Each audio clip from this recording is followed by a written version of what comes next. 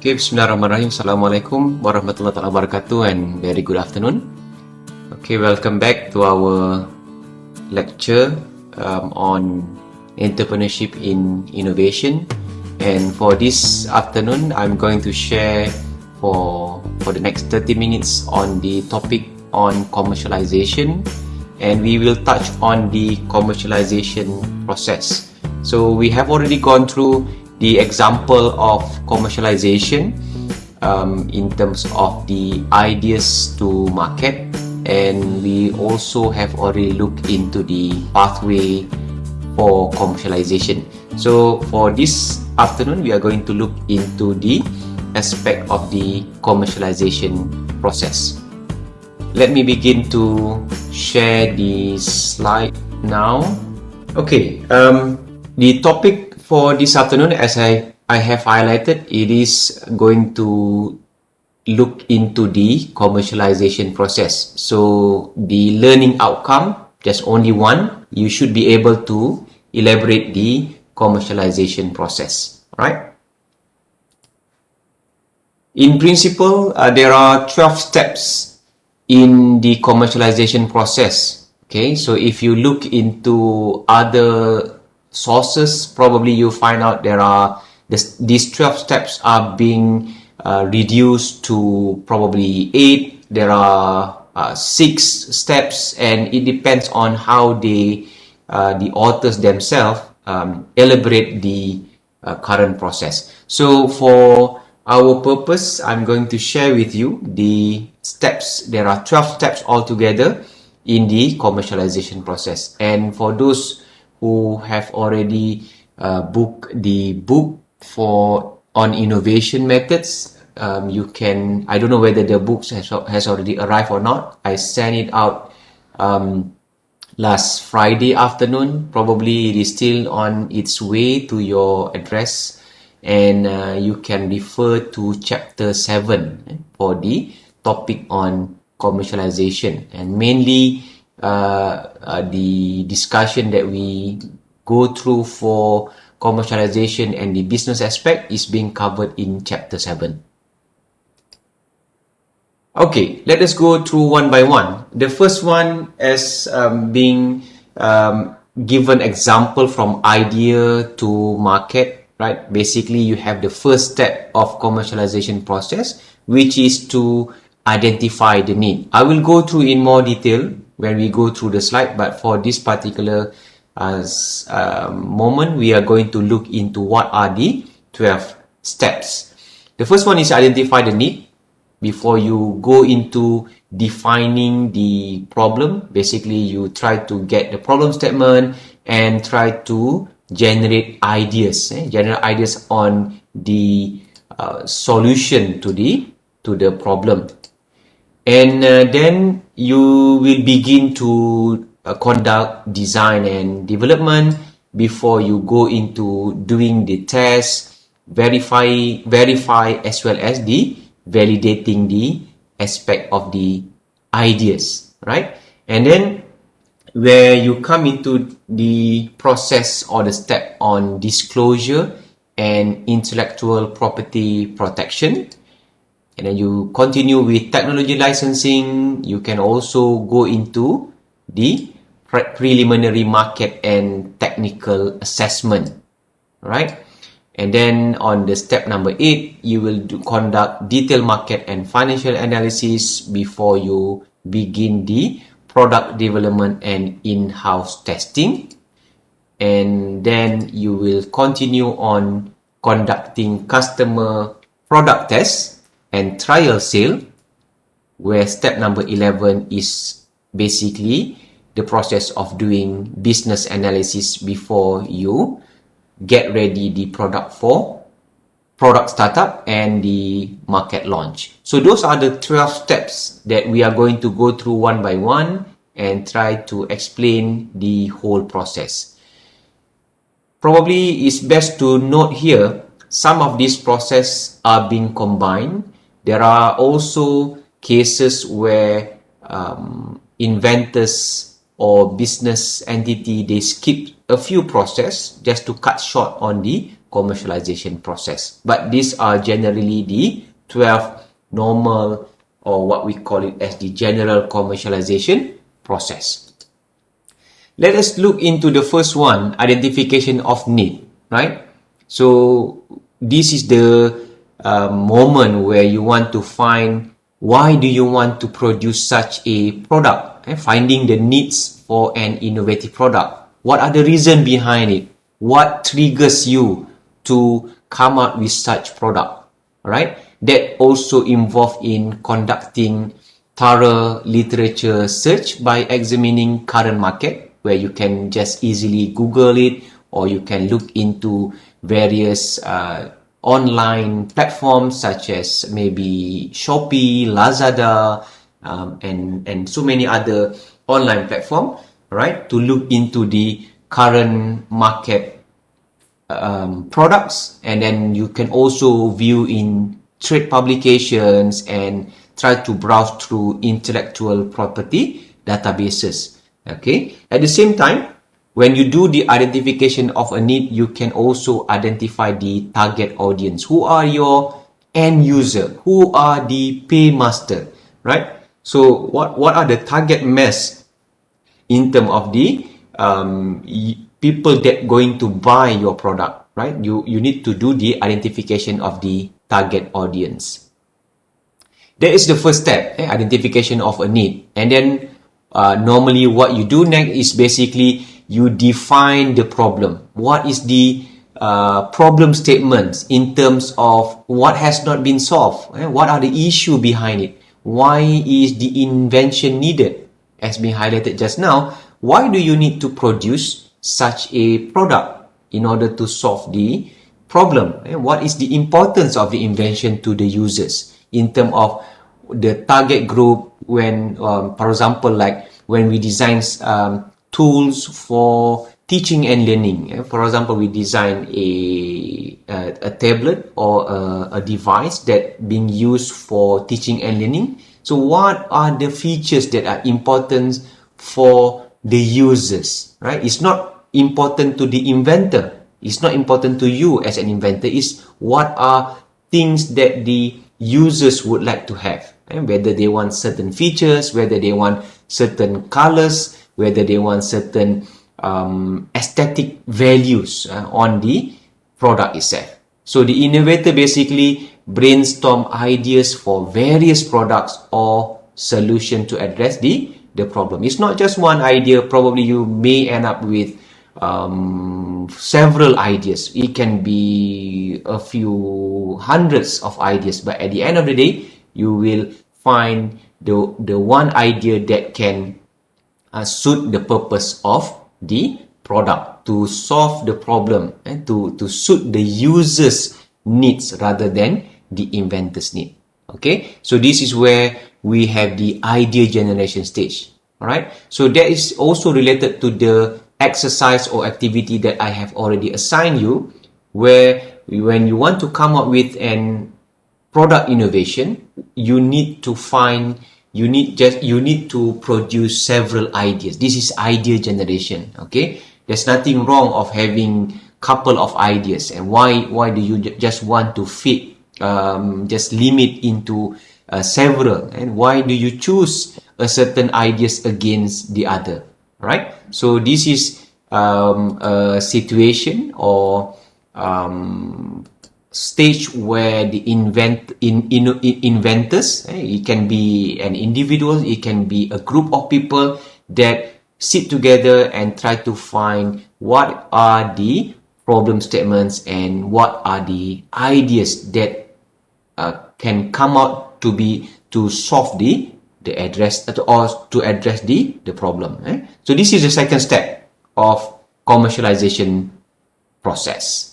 And then we go into the third step, which is the design and development, where once you have already zoomed into several ideas to solve the problem, probably you end up with 1, 2, or maybe 3 possible solution. Okay, and you may start to do the product design and the development. So this stage goes concurrent with fabrication, testing, verification, and validation, because you want to make sure whatever ideas that you generate earlier when you design it to a prototype and test it, maybe it doesn't work. Maybe you need to go to the second idea. So prototypes need to be tested in real conditions, where you may want to bring it to medical trial or clinical trial where possible, if your product is related to medical, and then you may need to do modifications and adjustments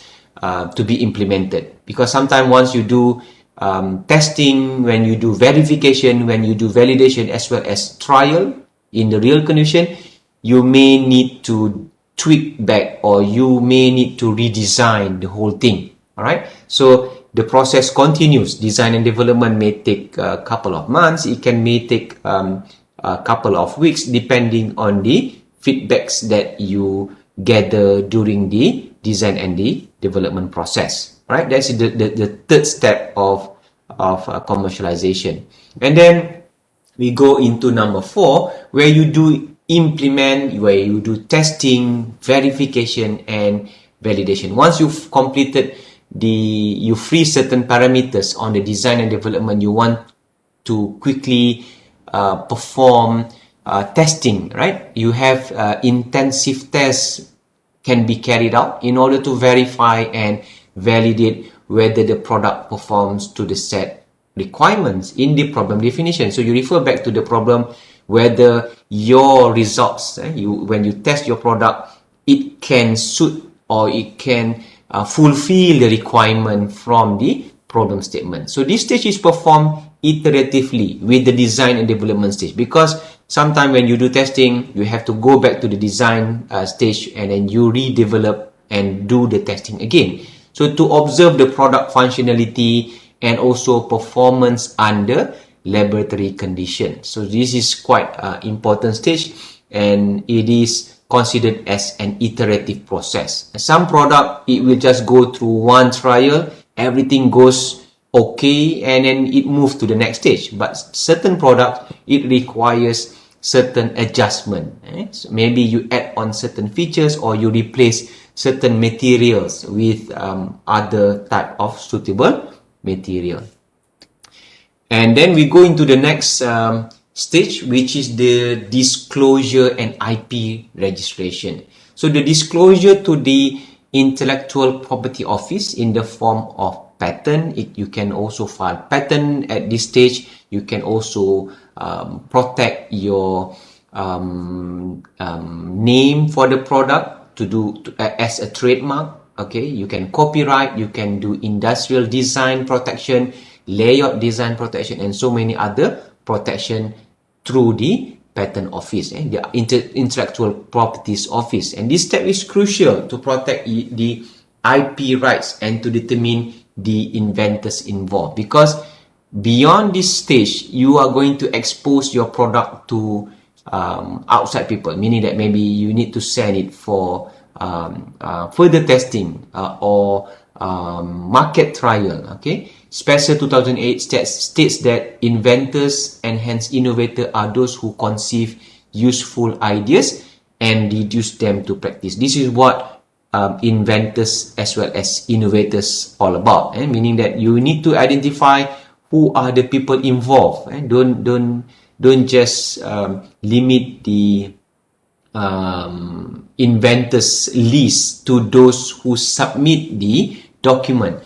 Okay, those who are conceived the ideas, probably the ideas come from someone not within the R&D department. Okay, it can be someone from the sales department, or someone who are outside your organization. You have to put or get acknowledgement. Okay, people who provide the ideas. So they are also considered as the inventors or the innovators. Okay, this has to be done in a rightful manner, where sometimes it create conflicts, okay, to the people who sponsor the investigation, or sponsor the or people who fund the activity, and they want their name as the inventor or the innovator, which is not right, basically.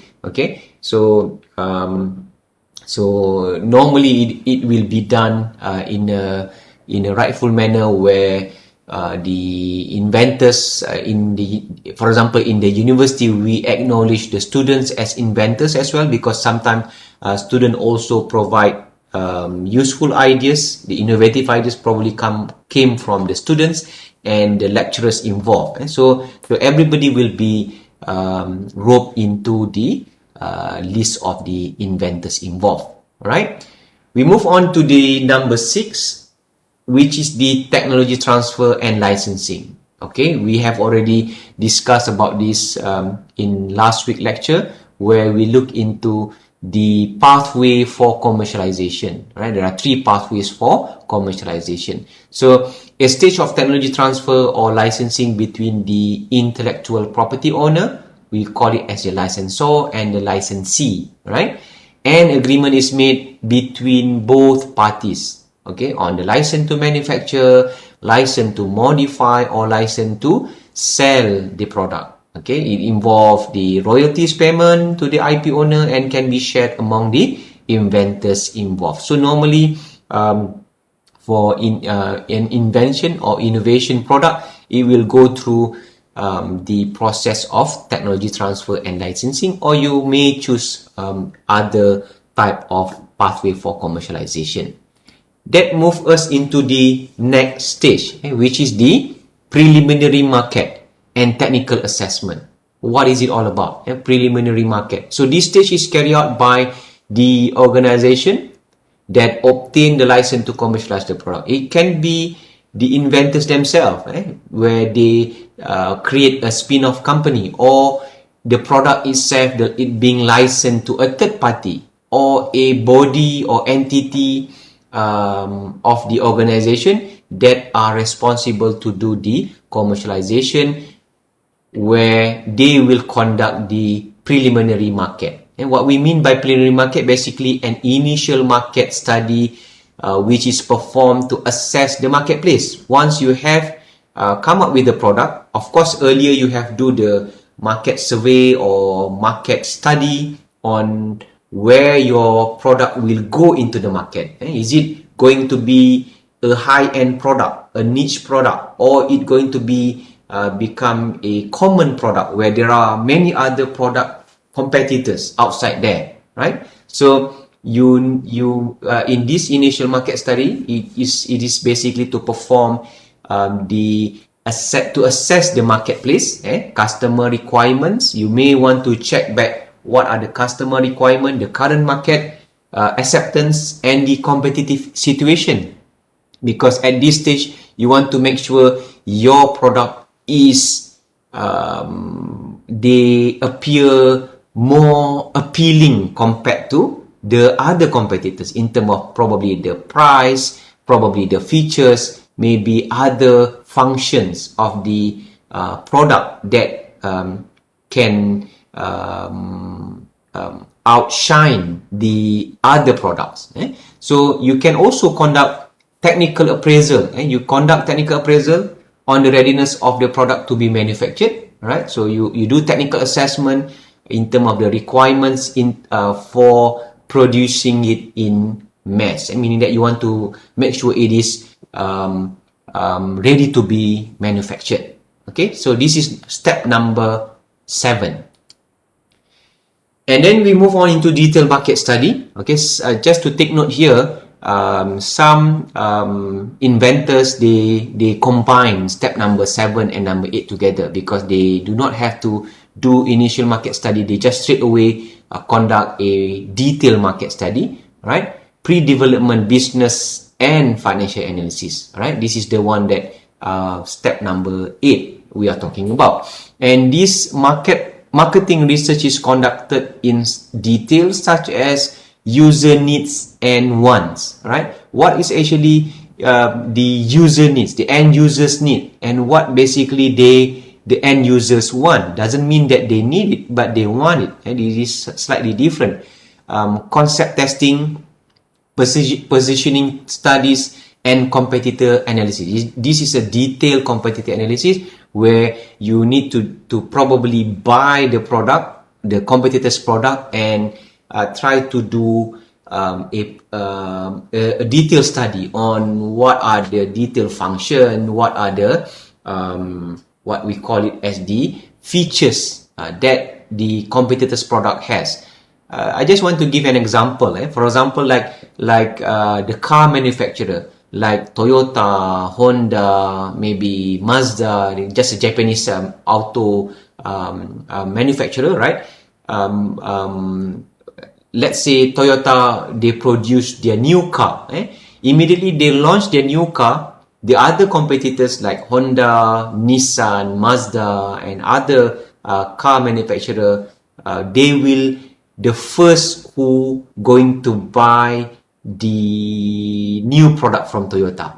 Okay, because they want to make sure whatever Toyota produce, they want to understand it, they want to make sure they can do better. So this is how a healthy competition being done in the real situation. All right.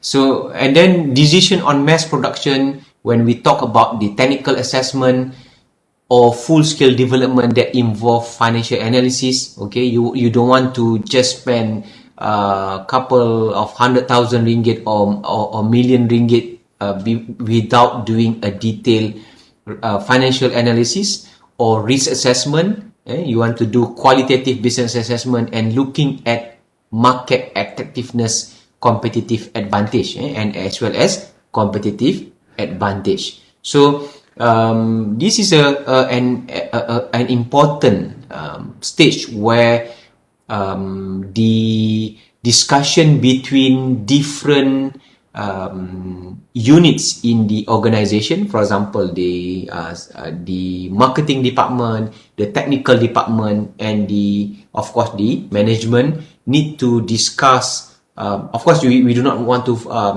forget the manufacturing department, because all of these entities has to decide in terms of the importance of a different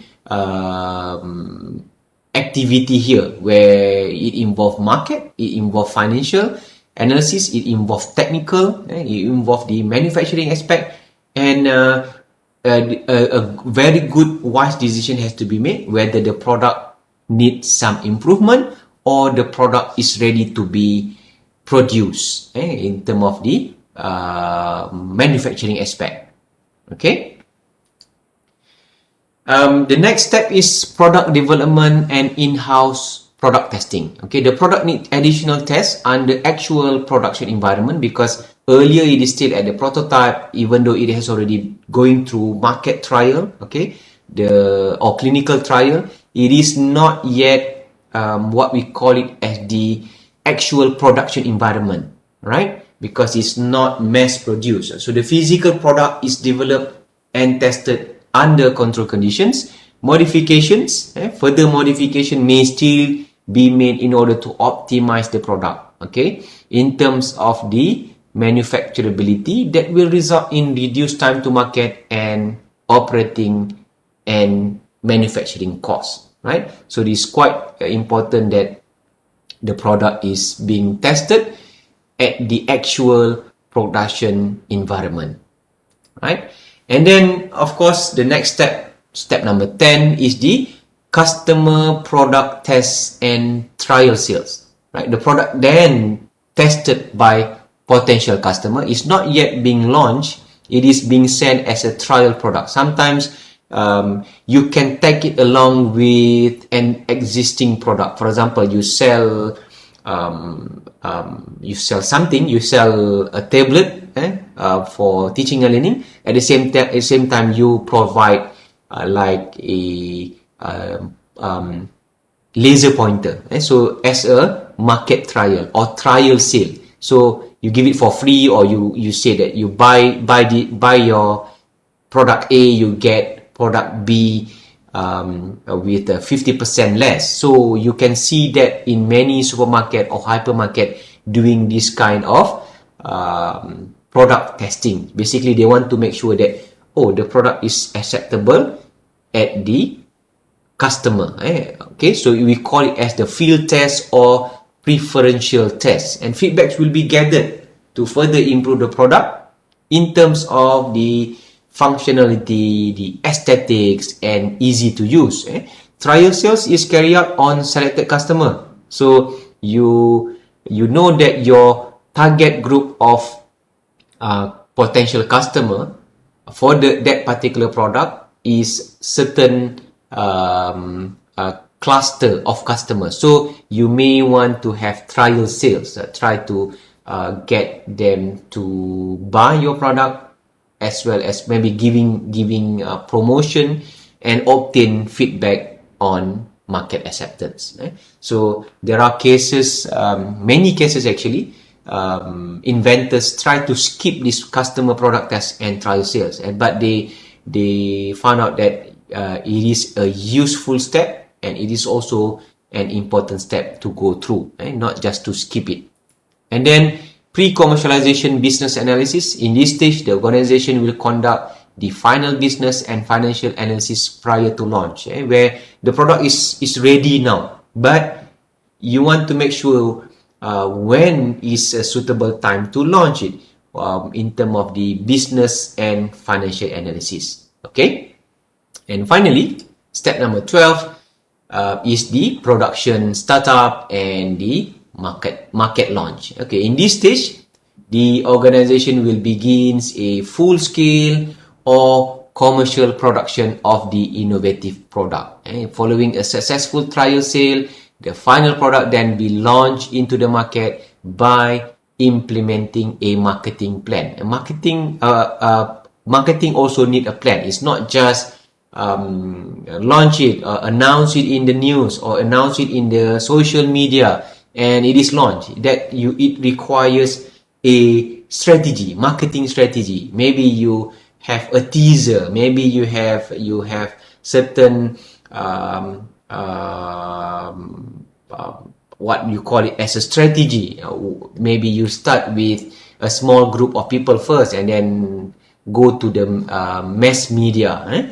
That requires a strategic plan as well. So the sales and marketing department needs to know how to position the product in the market. As I said, is it the high-end market or the mass market? Where your product will go into, whether the price, in terms of the pricing, whether it's going to be very expensive or very cheap or moderate. So to differentiate the products from the competitors, as well as to do promotion strategies. Okay, is it that your company yourself going to do the marketing, or you can outsource it to marketing agent, or you can also have what they call it as the drop shipper. You engage with so many people to buy your product, as well as to sell it to the wider market, right? So, and we have already touched on the time to market in our previous lecture, that when is the suitable time. For example, like Apple company, they always have their product launch in the same month every year, right? They have the product launch in March, as well as product launch in September, right? So they have two timeline every year to launch a new product, and they don't do their product launch all at once. For example, like when they introduce iPhone 12, they don't introduce their new for example, like iPad Pro or iMac. Okay, so they will have like the marketing or promotion strategy. So in March they produce, or they announce certain product. In September they will announce certain product. Similarly with Samsung, for example, or Huawei, or any other phone makers, they have their own timeline, their own strategies, okay, in order to capture the market. Right after, maybe before Apple will do their product launch, Samsung will go first, and then depends on the year. Because if it is very interesting if you study the marketing strategy of different company, so you will see the trend, how they want to penetrate the market. So you are going to do the same in terms of your product in your company, right? You are going to plan in terms of what are the marketing plan, what are the promotion strategies, when are you going to launch your product. So basically that's wrap up our lecture. So we have gone through the 12 steps of commercialization. So this is the end of the third lecture for commercialization. We have already looked at the idea to market examples, and then we have also gone through the commercialization pathway, and today is the last topic for commercialization, which is the commercialization process. So I would like to end up my sharing session at for the time being, so we can move on to question and answer. So anybody would like to ask question, feel free to do that, and